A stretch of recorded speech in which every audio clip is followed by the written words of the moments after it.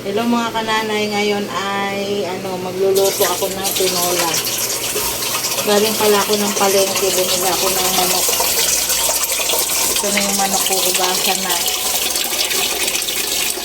Saka meron akong ito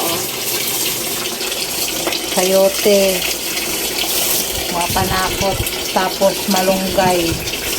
Siyempre hindi mawawala ang malunggay. Tapos bumili din ako ng extra okra. Ayan. Ready? Open.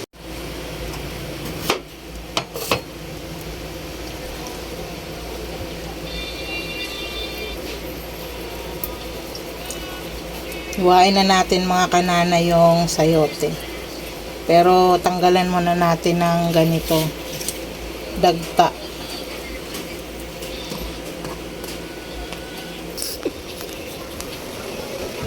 Kailangan nasama yung dagta ay matanggal yung dagta ng sayote. Kasi kakinayan na natin diba na tinatanggal yung dagta ng sayote.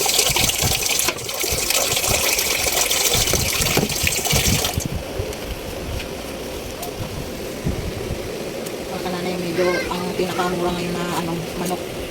Ang baboy napakamahal. Abot na ng 400 sa kilo.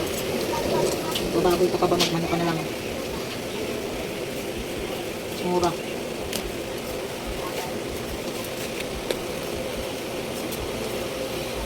Para-paraan lang.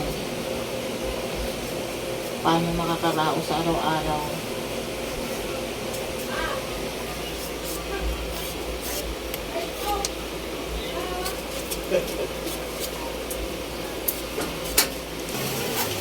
Yung mga kanana, igisa na natin yung manok. Lagay ko na itong mantika na binili ko.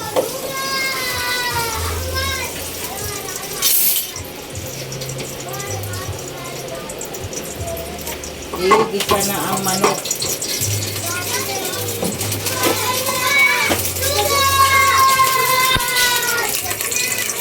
Lagyan natin yung luya.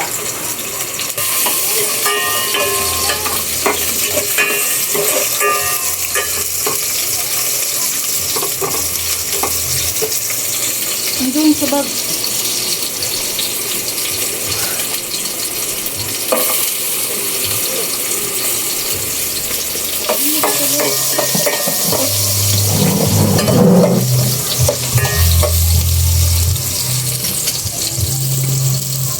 Lagyan na natin yung manok.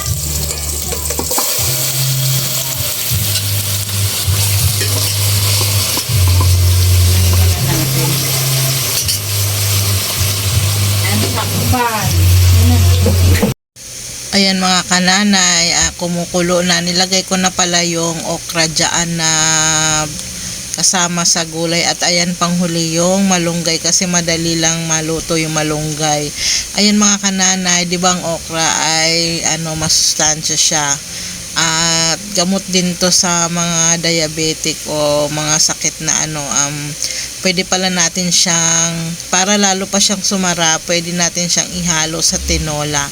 Ayan mga kananay, sobrang sarap niyan kasi kung puro laga lang naman ang ginagawa nyo sa okra, gawin nyo yan. Ayan mga kananay, titikman ko na kung tama na ba yung timpla niya. Ayan.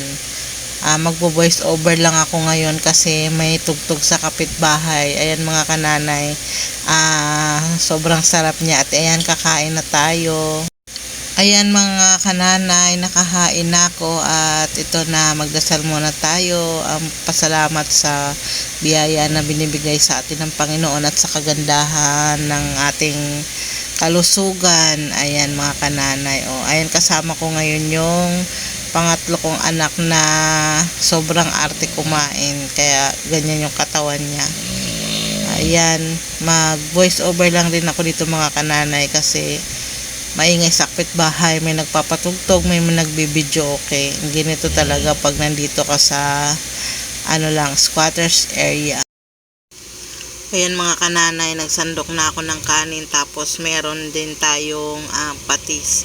Siyempre mas masarap pag may konting patis kasi hindi ko naman siya inalatan yung sabaw, para kung gusto nyo ng maalat ay pwede. Ayan mga kananay, kumuha na ako ng ulam ko. At ayan yung inuna ko yung okra kasi masarap talaga siya. I-try nyo siyang gawin kasi nga para maiba naman ang luto ng okra na gagawin ninyo or natin. Ayan, masarap talaga kumain kapag may gulay kasi sa ating may mga edad na kailangan natin ng gulay pampahaba ng buhay. Ayan, kain tayo mga kananay.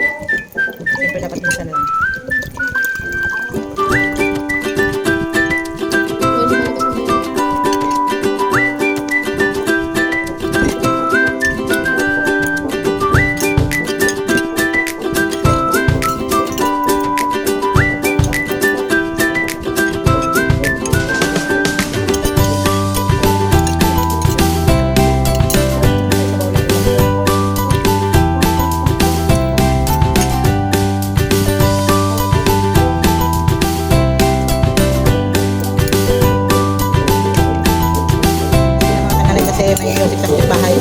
Paano na ako. Salamat sa panonood. Sana mag-subscribe pa kayo. Salamat sa mga nanonood kahit maganda lang yung mga video ko. Sa mga subscribes.